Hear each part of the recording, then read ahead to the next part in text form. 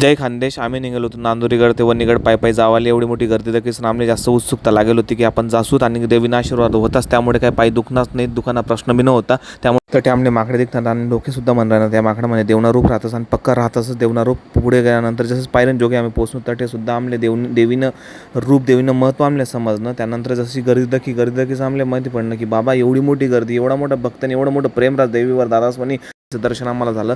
देवीचं दर्शन झाल्यानंतर आम्हाला खूप बरं वाटलं, कारण की जे कष्ट घेतलं होतं देवीने ते परिपूर्ण केलं, देवीचा आशीर्वाद लाभला होता. त्यानंतर आम्ही रिटर्न निघालो होतो. रिटर्न जावायला निघलो होतो आणि ते रोपवेने गौत, त्यामुळे गायत्रीला मल्हारची चिंता भलती लाग जायला होती. त्यामुळे आम्हाला घ्यायला आई आणि बहीण आलेली होती. त्यांनी जेव्हा मल्हारला बघितलं तर आम्हाला वेगळंच वाटलं. बाबा मल्हारला आम्ही यादच नाही होती.